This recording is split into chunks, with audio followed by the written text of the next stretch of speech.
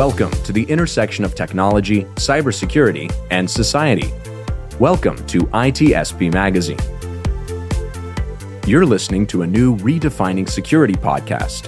Have you ever thought that we are selling cybersecurity insincerely, buying it indiscriminately, and deploying it ineffectively? Perhaps we are. So let's look at how we can organize a successful InfoSec program that integrates people, process, technology, and culture to drive growth and protect business value. Knowledge is power, now more than ever. HITRUST is a leading data protection standards development and certification organization that strives to safeguard sensitive information and manage information risk for global organizations across all industries and throughout the third-party supply chain. Learn more at hightrustalliance.net. Archer empowers organizations to manage multiple dimensions of risk on one platform with on-premises and software-as-a-service offerings, and quickly implement industry-standard processes and best practices for advanced risk management maturity, informed decision-making, and enhanced business performance. Learn more at archerirm.com.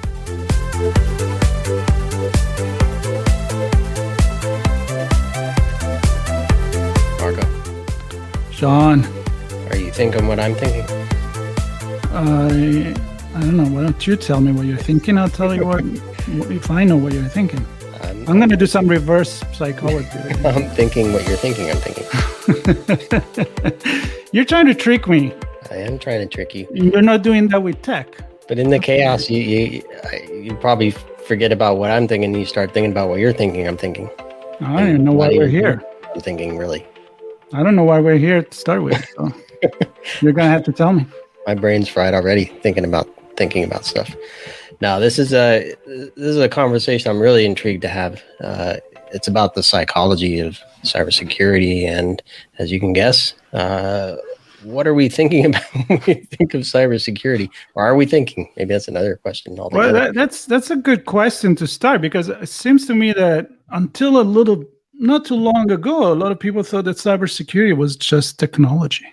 There's that button, there's those blinking lights, and the humans have nothing to do with that. And psychology, I'm pretty sure, is about the humans.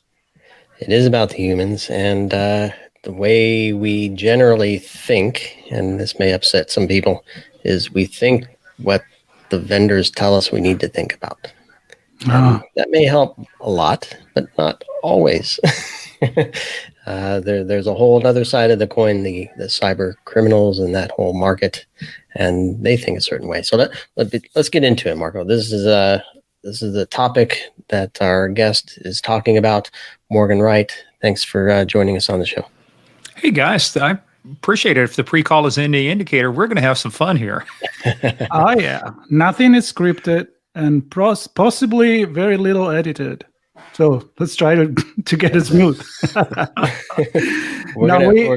We are excited about this. We are excited because, again, the title of your presentation is already intriguing me quite a bit. But before we go into that, why don't you tell us a little bit about yourself, and then we dive into it. Sure. So for the next 30 minutes, sit back, relax. This is your captain. No. No. Look, currently I'm Chief Security Advisor at SentinelOne, and that's the last time we'll talk about that. I'm also a Senior Fellow at the Center for Digital Government here in the United States. We're a research and advisory group. But my prior life, I started off in law enforcement, 18 years as a state trooper, detective, specializing in originally serial crime profiling, interview and interrogation behavior analysis. Then I got into computer crime investigations, believe it or not, because the two are actually quite interrelated. And then I moved out to Virginia from Kansas, where I was at. And a lot of my work was in the intelligence and justice community. So prior to 9/11, I was in Bogota, Colombia, working on Plan Colombia, counter-narcotics, helping them develop big technology solutions to big problems they had with tracking assets of narco traffickers, deriving intelligence out of those things. Then obviously 9/11 hit. Then post 9/11, it was about terrorism and, how do we build systems to identify threats quicker, faster, better. One of my big projects was at the Department of Justice on information sharing. See, in the United States, we got a lot of law enforcement agencies, 18,000 federal, tribal, state, and local law enforcement agencies. How do you get them to share information between each other. So that was more of a psychology issue than it was a technology issue. Not at all, And then, but from an industry standpoint, I've been at some big defense contractors, but then some companies you guys might know. For 8 years, I was the global industry solution manager for Cisco. I ran all their public safety, homeland security development. And then I was an executive at Alcatel-Lucent. Bell Labs, we built all the public safety stuff that's actually being used, a lot of places. And but hey, as a side gig, I was a senior advisor in the U.S. State Department Anti-Terrorism Assistance Program. Went to fabulous places like Pakistan and Turkey and the Middle East. Lovely places to go on vacation at. But as a side thing, I was actually a technical advisor to the show America's Most Wanted with John Walsh for a year and a half, helping them build solutions to address issues of how to share tip and lead information. So I say all of that to say this is that I can't hold down a job and I have occupational ADD. So, here I am. No, I think the common thread here seems to be we have stuff that we can consume, information we can consume. Are we doing it? And how are we ingesting it? And what I want to get to is kind of that point on cybersecurity. Where's the information coming from? And does the source change the way we think about the information? And does our role, based on how we're trained and mentored, skew how we think about the information as we're digesting it? Oh, absolutely. There's a great slide I use in some law enforcement training I used to do. But have you ever heard about the apes in the cage?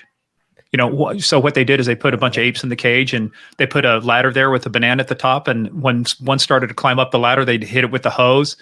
So to shorten the story, but pretty much over time, nobody climbed up the ladder because to do it, you would get hit with the hose. But nobody knew that by the 8th generation of gorillas because that's the way it always was, right? So we have a lot of processes in place because we don't know where they came from because that's the way it always was. So the problem isn't the problem. The problem is how we think about the problem. And the way our adversaries think about the problem is not the same way we think about the problem. And the example I used is, if you want to stop bank robberies, you don't go to tellers, you go to bank robbers. If you want to stop hacking, sometimes you just don't go to the people who are hacked. They're the victims. You want to get in the mind of the people who did this. And to your point, where does the information come from? A lot of times I think we accept as gospel where information comes from, as opposed to question everything, question proverbial wisdom, conventional wisdom, I should say, proverbial common sense. Here's a quick example why you should question stuff. Why are the solid rocket boosters for the space shuttle the size that they are? And everybody goes, well, so they can fit through train tunnels. Well, no. Why are train tunnels the size they are? And it all goes back to Roman chariots. Roman chariots were 2 horses wide. And from that point on, if you look at railroad tracks, how wide are railroad tracks to this day? 2 horses wide. That's the way a lady was talking about her grandmother had a recipe. She would make meatloaf and then she'd cut off all 4 sides of it. And so they always did that. They said, well, finally somebody said, why do we do that? Went back and asked her grandma. She said, well, you silly kids, my pan wasn't that big. I had to cut off the sides to make it fit in the pan, So we do so many things now because that's the way we've always been told. And I'm not saying in a negative way, question authority and question, the way it was done. I'm saying in a very constructive way, say, we need to really think about this. How come we keep doing it this way? And I'll give you a quick example, Sean. For the longest time, how many days was it considered acceptable for software to be in the sandbox before we moved it into the production environment? 2 to 3 days, 3 days. Yeah. That was kind of like, that was because that was an industry standard, right? That was acceptable. 3 days. And if nothing happens in 3 days. So what does SolarWinds teach us? That the Russian military intelligence, which is GRU, by the way, one of the longest standing military intelligence organizations in the world. The Russians have been at this intelligence game since 1917 and the creation of the V-Cheka and several instances of, how they think about things. They just simply looked at it and said, look, what if we just wait 10 days or 12 days? Then what will happen, we'll be assured that we're in the production environment. So they got into the SolarWinds update server. By the way, what does everybody pretty much trust implicitly? We get updates from Microsoft. We get updates from Apple. How many people have the capability to reverse engineer those and decompile those and analyze those for malware and for flaws and for backdoors? We accept that an update that comes from a company is what it purports to be. So they used what we believed, which is an unverified trust in something that we should have never trusted. And then they exploited the way we thought about the problem because we got the information from the company to say, hey, here's your update because we signed it. It's signed with the cryptographic signature. And then if you put it into your production environment for 3 days, and then many people who build products in this area, their telemetry data wouldn't go back, would go back, maybe a week or 10 days. And so sometimes it would fall off the radar. So again, kind of bringing that all back together is our biggest problem isn't the problem. Our biggest problem is the way we think about the problem. And we constantly get caught with our shorts down, which is what the Iranians just did. One of the Iranian groups tied to some very sophisticated hacking was using Dropbox as their vector to get in because most networks don't look at Dropbox as being malicious. So they hid the exfiltration of hundreds of gigabytes of data through Dropbox. So again, it's not how we think about the problem. And guess what they did? They used something we had an unverified trust in, or it should have been vetted a little bit more in Dropbox to exfiltrate data. So there you go. Yeah. I had 7 or 8 questions as you were going, and then I keep changing it because you just said something that make me think in a different way. But to be honest, that's the problem with this whole thing, in my opinion. Yes, it is the problem, and I think it is the solution, which is being able to change instead of get stuck into the usual way we think. Because as you said, the cyber criminal or the criminal, I mean, all your experience that you have are for a criminal is a criminal. So let's to get that right. It depends on the tools that you use that may qualify you to work in a criminal in a specific field or not. But the bottom line is that there is always that outsmarting or thinking outside the box. How do I rob the bank, right? You were making that joke before, right? How do you rob the bank? Given what you know, is there a flaw in the system? And so I'm going to use a peanut butter and jelly sandwich to share information. That's all I'm going to say. Yeah, you put like something to cut the bar in there. Well, no. Guess what? A peanut butter and jelly sandwich was just used by somebody arrested for espionage here in my area to hide a data card inside there and pass it off to an FBI agent. Guess what? They used psychology against the guy. He thought he was actually selling it to the bad guys. He was selling it to the good guys, acting as bad guys. Yep. And they didn't like strawberry peanut butter or strawberry jelly. Sorry. Tell you what, that's a flaw in tradecraft. If you use it, peanut butter, it can only be peanut butter and grape jelly. No strawberry. PBJs are grape jelly. Period. End of story. Full stop. Well, here's another proof that you got to think outside the box. You got to get creative. But my question, and I think is the core of your presentation, is why are we only now thinking that way? Why psychology now is so much more relevant than technology? I mean, you need both, no questions about it. But why have we believed, and Sean says is the vendor, but that technology would just stop everything without the need to think with a human brain? That's a good question. I think it all goes back to what people perceive the problem is, and they perceive the problem to be ones and zeros. The ones and zeros aren't the problem. There's hardware, software, and wetware. It's really the wetware, what we used to call the carbon-based life forms, behind the keyboard. Whereas you maybe heard that saying called PEBGAC, problem exists between keyboard and chair. That's the problem, right?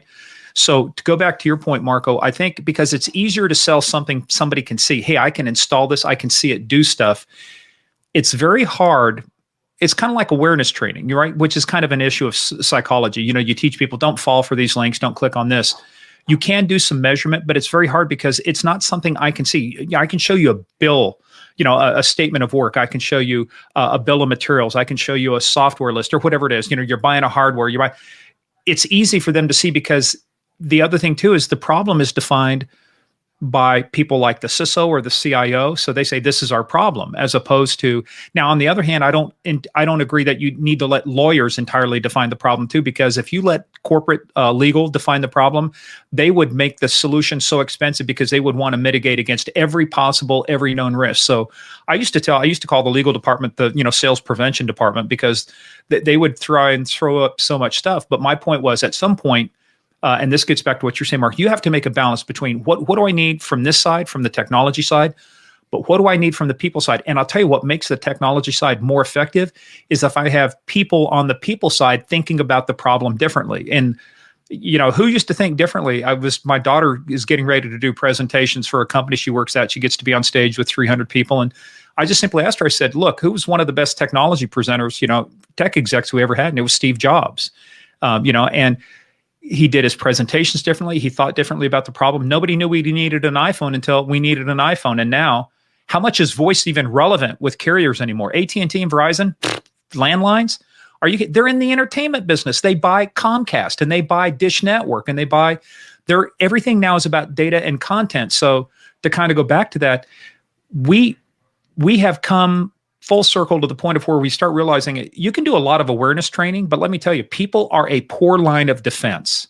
People are a poor first line of defense. Look, even with the military, you're seeing now the use of automation, what they call lethal autonomous weapon systems. They're using AI to fly jets now, to fly drones. They now have drones that can actually swarm and attack based upon independent collective thinking that the swarm does to say this is an identified threat. So we're replacing humans. So it goes back to, we've taken humans out of the loop for too long and said it should all be about technology. But what we've missed is the human factor of that, which is what SolarWinds exploited. It's what we exploited with the largest black energy attack ever launched, which was the first one, which was by Russia against Ukraine. They took out 750,000 homes, 3 power stations, 2 substations. I mean, it's all about how they thought about the problem. And so, full circle on that, Marco, some of the best cyber criminals, and I don't mean that from a nice way. I mean, but the ones who are very good, a lot of them have their roots in as state actors in intelligence out of China, out of Russia, out of Iran, out of places like that. Why? Because they understand how to use psychology and they understand how people think to be able to create these opportunities for them to create now software that exploits the way we think about the problem. And so it's hard to measure. And that final thought is, it's hard to measure. How do you measure the effectiveness of a psychology, awareness program? But I think the companies who build solutions have got to really start bringing in people to say, it's advanced red teaming, or however you want to call it. Last thought here. I'm sorry, I say last thought and then I lied. Last thought.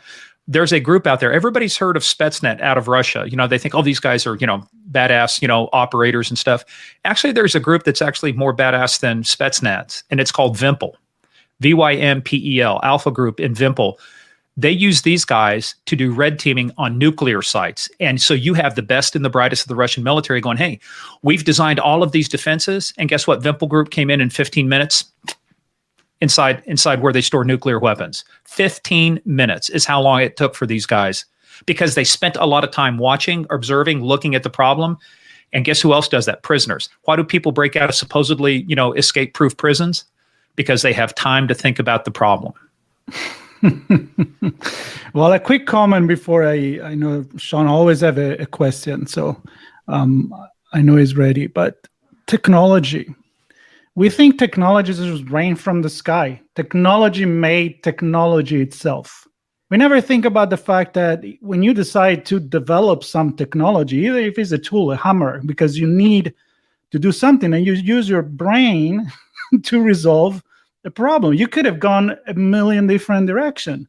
But my point is, our technology is made because of our psychology. So if you don't understand that, you're not understanding anything. So, Og the caveman, when he first picked up a stick or a bone and used it as a hammer to beat his neighbor with, one of the first crimes probably. Again, it goes back to, but I think to your point too, Marco, about artificial intelligence. Why is there bias in AI? AI is 100%, it works exactly the way you intend it to. The point about it is we unconsciously program certain biases in, and we don't realize is that if I'm a Caucasian programmer, I'm looking at things from a Caucasian point of view. And this actually happened with the facial recognition program. I can't disclose to you where it happened because it might involve national security. And we just talked about the peanut butter and jelly sandwich, and I don't want to get in trouble. But they said, no, this is foolproof. It works. And I should say, let me put it this way. 10 Asian people did was simply switch passports, and all 10 got through the, quote, foolproof facial recognition system. Mm-hmm. Yep. So I'm going to connect all this together with controls. It's very, when we get into security operations, it seems very tactical for me, outside looking in anyway. Mm-hmm. And there's this weakness or vulnerability. Let's block it with a control. We may be a little more strategic with, here's a policy and a process that kind of wraps multiple controls together, but it still comes back to a control. So my question to you, Morgan, is where's the thinking breaking down? Is it not happening in the right place, not happening with the right people? Is it not, I don't know, where's the breakdown in the way that we're thinking about this problem?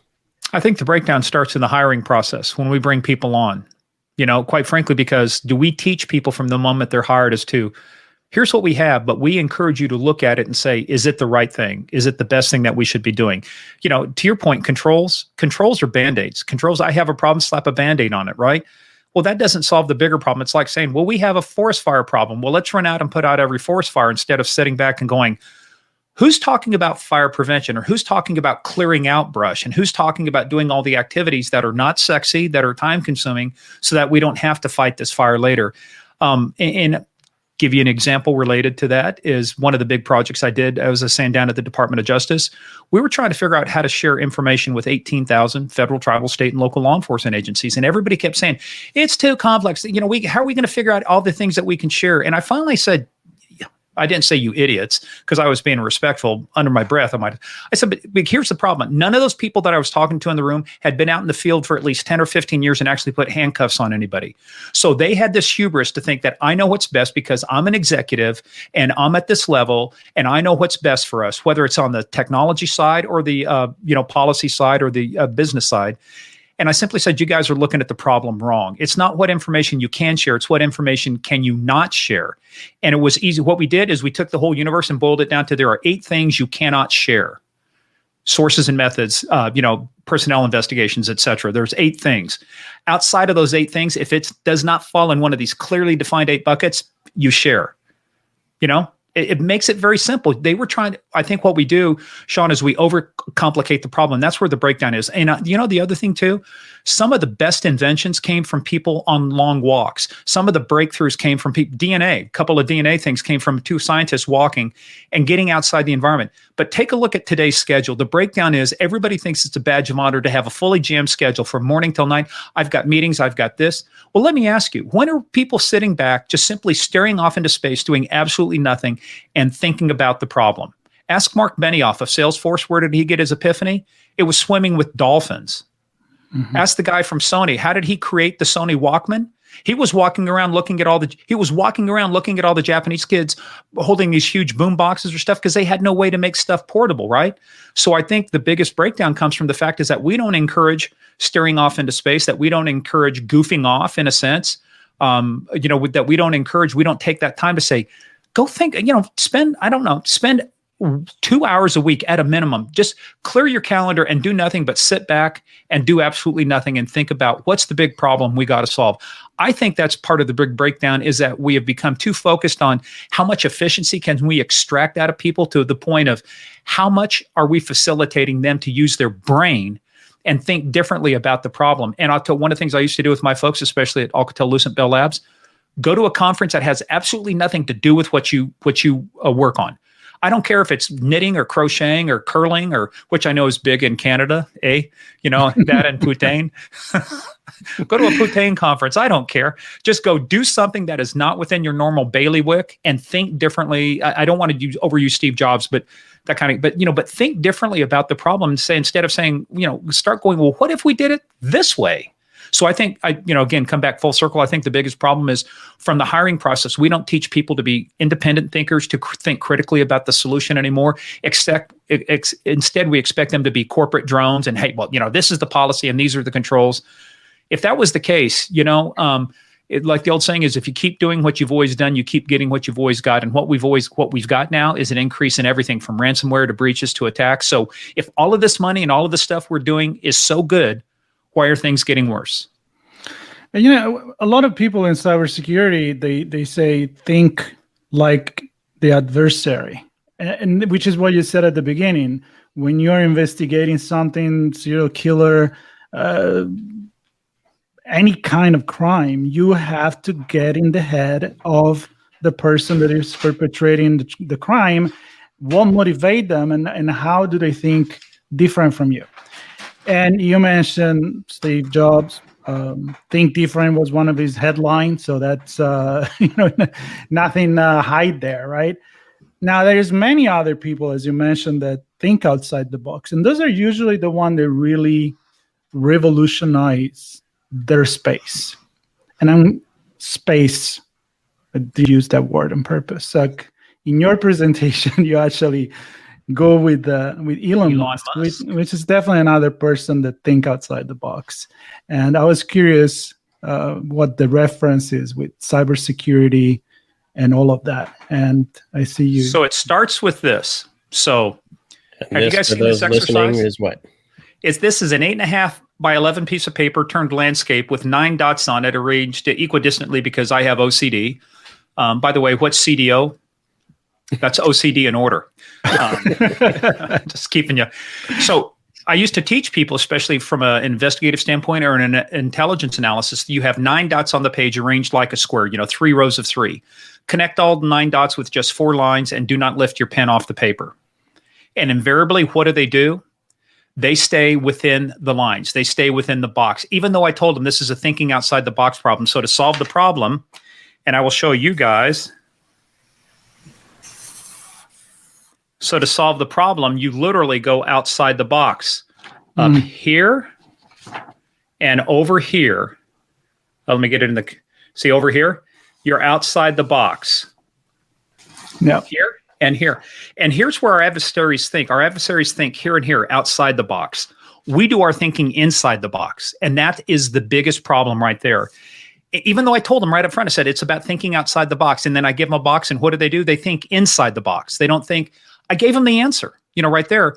And so what happens is, the difference is we can think outside the box. We just can't act outside the box. That's where that defines the difference between law-abiding citizens and good people and cyber thieves, and criminals, right? To catch a killer, you got to think like a killer.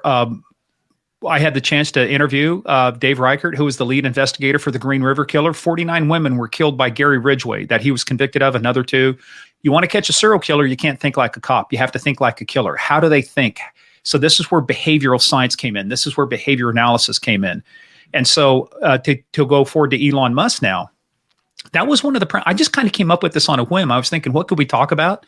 And really, I thought about this just a couple minutes before I talked. I said, well, what can Elon Musk and SpaceX teach us about cybersecurity? So one of the big things Elon Musk did is he just didn't accept things at face value. What is the one big thing, the big difference Elon Musk did between everybody else who was shooting stuff into space? To reuse it. Reuse the rockets. Bingo. Until then, who else had reused the rockets? They might splash down or whatever. His was the first where he said, if we can fire it up, why can't we bring it down and land it in the same spot it took off from? Because then guess what? I don't have to build another booster. I don't have to build another rocket. I simply have to do some maintenance on it, prep it, refuel it. And now my turnaround time has decreased significantly from either that or having to spend billions of dollars building more stuff. I can now simply reuse. That's where the space shuttle came from, too. I was going to say that. The space shuttle concept was that. Yeah, and guess what? I have a little claim to fame on that because I went to a little high school called Chapman High School in north central Kansas, and the second space shuttle commander, Joe Engle, graduated from our high school. And so I'm dating myself, back in the 70s, when the program was being launched, we actually had Joe Engle come and talk to our class. And that's one of the things they talked about. They said, look, really, and he learned this from somebody else too, but getting to space only solves going into outer space only requires you to solve 2 problems: how to get up there and how to come back safely. Right. But you don't do the first one until you've solved for the second one. So you don't lift off until you know how to get back. But they're simply saying, well, why can't we just because simply coming back into the atmosphere, that's really, once you get to the point, it's nothing but one huge glider. So I think Elon kind of took that in. But the reason I say that is he thought differently. Is for too long, our terminology has been, how do we respond and recover to attacks? How many times you talk to somebody and say, yeah, we respond and recover? Absolute wrong terminology if you want to stop these attacks from happening. If you want to stop these attacks from happening, then you start thinking differently about the problem. You start funding the problem differently. You start funding the people who are thinking differently about the problem, and you start getting solutions that are actually designed to stop attacks and not just simply, that's like, most people, their definition of respond and recover say, we have a fire alarm that will tell you that your house has successfully burned down, and we'll give you all the telemetry and the details about it. It burned down most gloriously, comrade. I don't want to respond to a fire. I will if I have to, but what would I rather do? I would rather stop it from even starting. And if I can't stop it, I want to stop it from spreading. So why do we have sprinklers and stuff? We have a fire alarm, right? But what would I rather have, a fire alarm, or would I rather have a very robust sprinkler system? Yes. No, I would like to have something that doesn't make the fire start. But see, that's a different conversation. Most of our solutions are fire. You walk around a building, a corporate building, and what do you see in there? You see fire alarms, you see fire sprinklers, the things you see, fire extinguishers, right?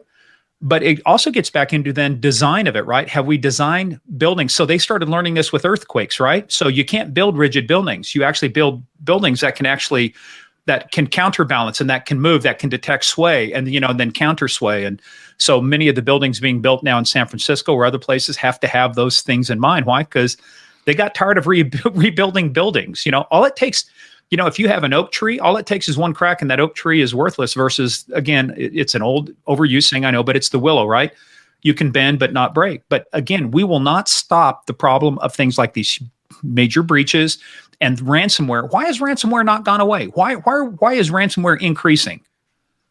So because we're thinking about the problem wrong. We're thinking about, I see solutions all the time that go, hey, well, we will help detect it and respond faster. No, dudes, I just, short of nuking the people who are launching the cyber attacks, which are being done in countries we have no extradition treaties with, I just want the stuff to stop. And the minute we start changing the dialogue, we start changing how we think about solving the problem. So I want to talk to you about thinking, because I was joking at the beginning that the question is, are we actually thinking? And you're saying we might be thinking maybe, but we're not acting.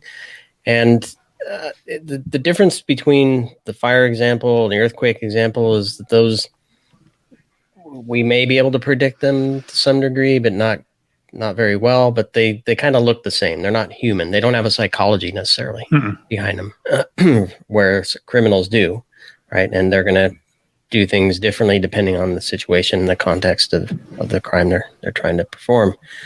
So I'm wondering, are we, because you said it's the difference between thinking and acting, and are we able to think of unique ways and just not act? Or are we, I don't know. I'm struggling with this, because how do we get to brass tacks here? And I'll tell you how we get to brass tacks. We changed how leadership thinks about.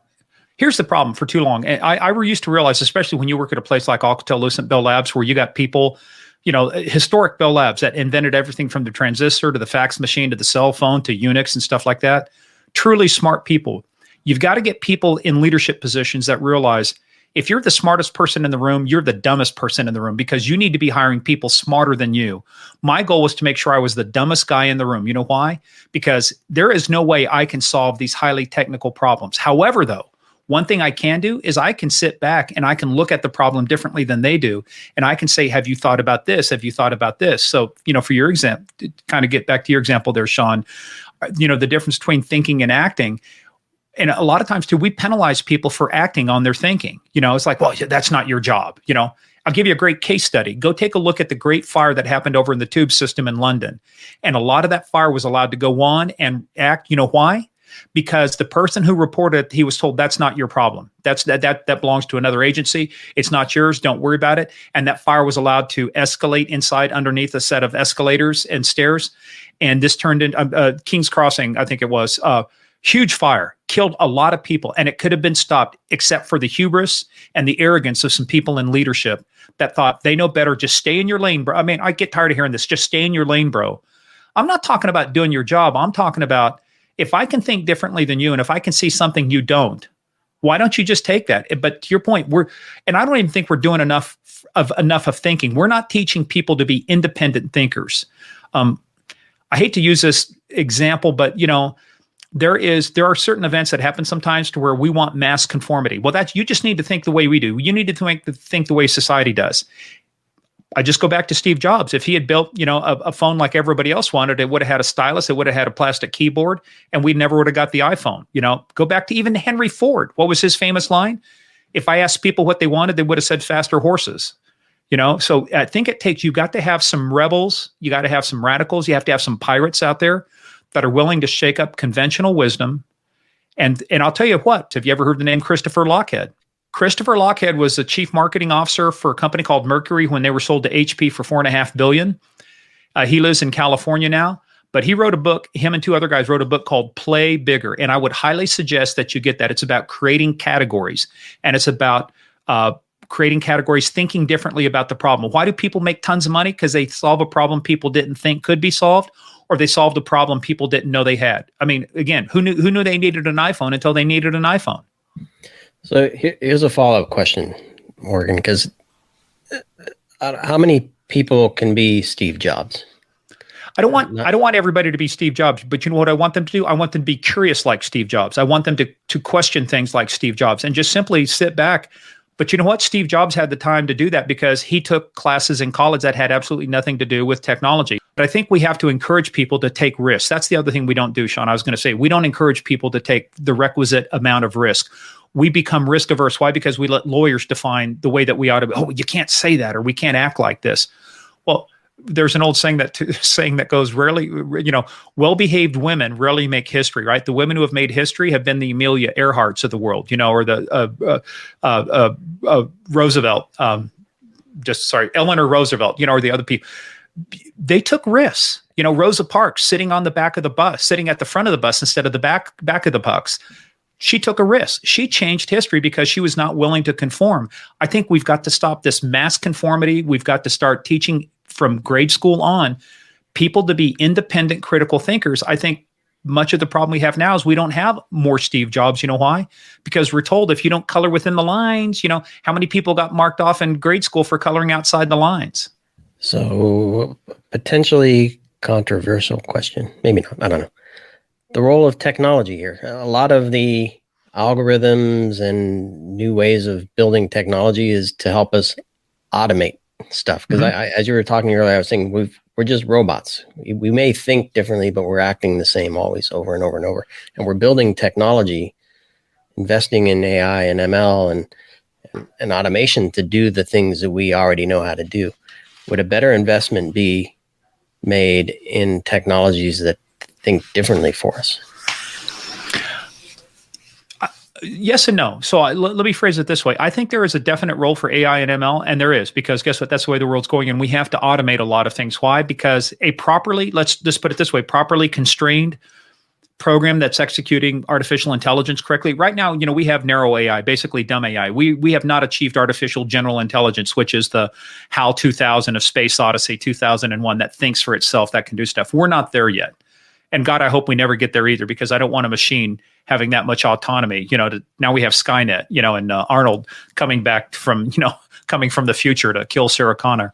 But I think we have to realize too, what are the limitations of humans? Humans, think about this. Let's talk about just from a ransomware attack, right? Say that I could do two things. One is I could have a human take a look at something and going, oh, I see files being encrypted. Oh, I see this happening over here. Okay, here's what we need to do. We've got to now remediate this. We've got to do this. By the time even a human thinks about it, how much ransomware is spread throughout the organization? You're screwed at this point, right? Versus if I can automate things to say, recognize things in milliseconds to say this is, and the thing we got to do is quit looking at patterns and behaviors and start looking at here, basically, let me rephrase that. We've got to quit traditional antivirus is dead. Why? Because I need a signature. And if I don't have a signature, I can't match it. Well, by the time you get a signature, it's already out there, right? So we have to get back into looking at behaviors. What's a good behavior? What's a bad behavior? And we've got to start doing better at recognizing those things. So I will say what we need are more humans on the loop. So there is this thing called the OODA loop. And most people don't realize where the OODA loop came from. And the OODA loop actually came from the Vietnam War. Colonel Robert Byrd created this because we created the world's most advanced fighter jet, or so we thought. It was called the F-4 Phantom. You know what the F-4 Phantom did not come equipped with as standard equipment? Machine guns. Oh, yeah. Every fighter plane had machine guns up to that point, and we were getting shot down. Why? Because we lost our skills, because we were just firing missiles. We lost the ability to engage in air-to-air combat. So observation, orientation, decision, and action. He came up to that and said, this is how you've got to get inside. If you want to defeat the adversary, you've got to get inside their OODA loop. You've got to make them start responding to you as opposed to you responding to them. So I think what we need are more people to start thinking about problems differently. It's the same smart people. We just got to get them thinking differently about the problem. My point is, I wasn't the smartest guy in the room with all of those executives at DOJ. I just thought about the problem differently. They were trying to define everything they could share. And I said, let's just define what we can't share. I think that's a much smaller universe. And our problem was solved. Now, being a consultant, I kind of screwed the company out of a lot of money because we could have spent years just defining what you could share, right? But no, the point is to be effective, what's the real solution to the problem? So I just think too many people are selling too much stuff because they want to make it complex. They don't want you thinking for yourself, to your point. I get tired of hearing companies say, well, you got to do it this way. No. What we need to do is figure out what's the outcome you really need. And if we're not the right solution, then you shouldn't be using us. If we are the right solution, then absolutely you should be using us. But I think we just don't have enough people in leadership positions anymore that are willing to buck the system, that are willing to say, look, I'm going to tell you something right now. I mean, I don't know. I mean, I can't tell you I know Elon Musk or Steve, and I will tell you Steve Jobs didn't suffer fools lightly, right? But if you challenge Steve Jobs and you were right, the one thing I do know is that, okay, but a lot of people were afraid to take on the Steve Jobs, and there's not, or the Elon Musk or the, Jeff Bezos. But again, to me, it just simply goes back to the problem isn't getting hired into the industry. The problem is, what are we teaching people right now in schools that grow up to be these folks that end up being the ones that are working on these problems? And if you've been taught all your life that red is green and green is red, dude, there is no amount of conversation I'm going to have with you that's going to get you to change your mind 20 years later after that has been beat into your head for 20 years. War is peace. War is peace. Well, or as Clausewitz said, war is just continuation of politics by other means, Yep. Well, if you hear that long enough, then you don't think in a different way. And we desensitize people, to your point, Mark. We desensitize people as opposed to saying, no, there's a point to where you salute smartly and you say, now I'm part of the team. But especially behind closed doors, leaders should be encouraging people to have a different point of view. What is your point of view and why do you have it? And we got to teach people to defend their point of view, to say, this is my point of view and this is why I think it. Do the research. Just don't say, I found it on Wikipedia.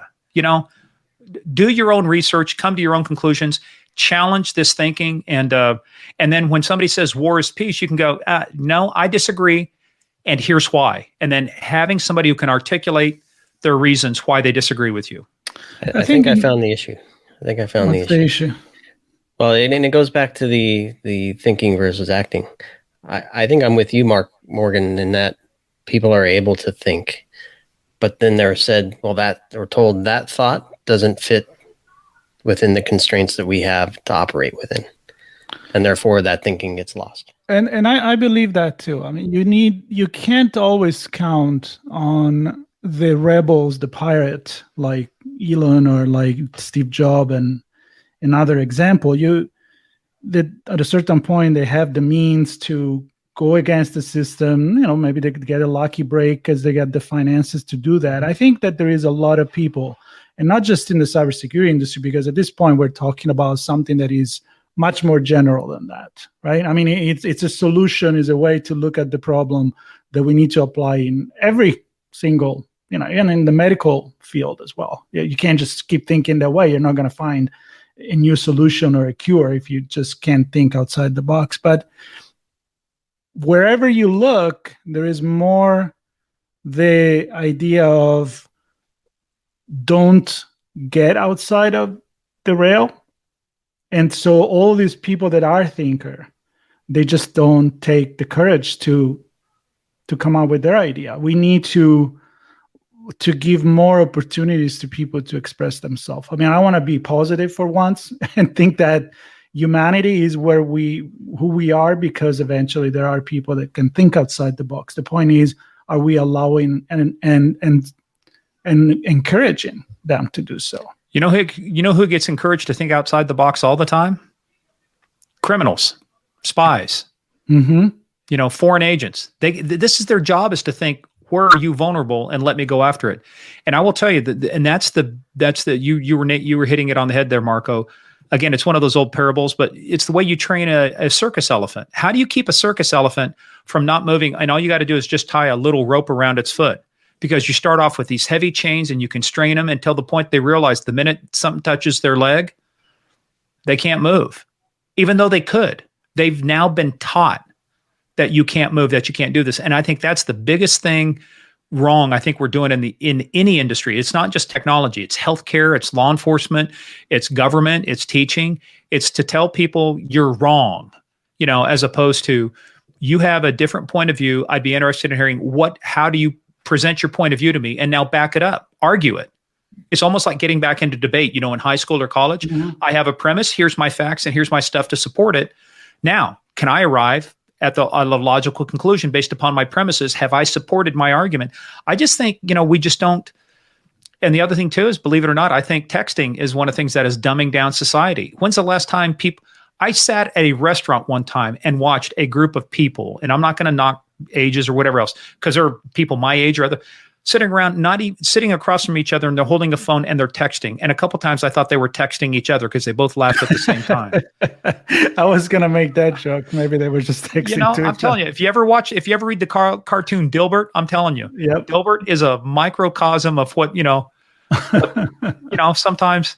But, the other thing too is we've got to laugh at ourselves. You can't take yourself too seriously. But I really think it starts with how we're not allowing people to think anymore. And especially, you should be rewarded not for being a disruptor and not for being a flagrant rule breaker. But again, sometimes it's kind of like, if you can articulate why you're doing it and your intentions are good, I would hold somebody in higher regard than somebody who just flagrantly broke the rules because I felt like it. Well, why did you do it? Well, look, we were wrong. Here's why we're wrong. And you lay it out. Hey, I can respect that, but I just think, how many people anymore take the time to do their own thinking and their own research? And even during the corporate environment, a lot of these people working in companies, I hear from them all the time. Oh, I'm so slammed. I'm so busy. My God, I'm working on my weekends. How many people do you guys know of that go on vacation and you get a work email from them? Exactly. What is the purpose of vacation then? Yep. I used to, when I sent people on vacation, I would confiscate their laptops. And if I couldn't get to confiscate their laptops because they were in a remote location, I would use the old Microsoft Exchange stuff. I'd see if the message was delivered and if it was opened, and I do all sorts of stuff. I said, if I catch you working on your vacation, you won't enjoy the conversation. I'll be nice. I'll be kind. But there is a reason we pay you to go out and recharge your batteries and to refresh, because I want you to come back with new ways of thinking. And one of the folks that worked for me took 2 weeks off. One of the places they visited was Roswell, New Mexico, Area 51, UFOs and aliens. And they actually came back with a couple neat ideas, not just from a technology. They said, what if we did marketing like this? And there were a couple brilliant ideas we ended up using. Why? Because they could not think about work, and they could not do a work-related thing for 2 weeks. Yep. Love it. Yep. Well, I think I have a gazillion questions still, but we've gone a good decent amount of time on this conversation. So I'm going to refrain from asking them. Perhaps we'll have you on again. I want to say more, and it's refreshing to get your perspective on this. And Marco's still wrong, regardless of what he thinks about. So I'm just going to put that out. How do you know he's wrong? I'm okay to be wrong. Doesn't fit within the box that I've defined. That's exactly the thing. There should not be fear of failure, because if you can't think different and you're afraid of failing, you're never going to get outside the box. So that's the lesson right there. And I think with this conversation, we definitely went in a lot of places. So we're definitely not thinking inside the box or following a script. And I always love those kind of conversations. So again, like Sean said, we hope you join us again. Anytime. Maybe you can, next time you tell us about your podcast, about that. Game of Crimes, like Game of Thrones, but only Game of Crimes. Evil is coming. Archer empowers organizations to manage multiple dimensions of risk on one platform with on-premises and software-as-a-service offerings, and quickly implement industry-standard processes and best practices for advanced risk management maturity, informed decision-making, and enhanced business performance. Learn more at archerirm.com. HITRUST is a leading data protection standards development and certification organization that strives to safeguard sensitive information and manage information risk for global organizations across all industries and throughout the third-party supply chain. Learn more at hitrustalliance.net. We hope you enjoyed this episode of Redefining Security podcast. If you learned something new and this podcast made you think, then share itspmagazine.com with your friends, family, and colleagues. If you represent a company and wish to associate your brand with our conversations, sponsor one or more of our podcast channels. We hope you will come back for more stories and follow us on our journey. You can always find us at the intersection of technology, cybersecurity, and society.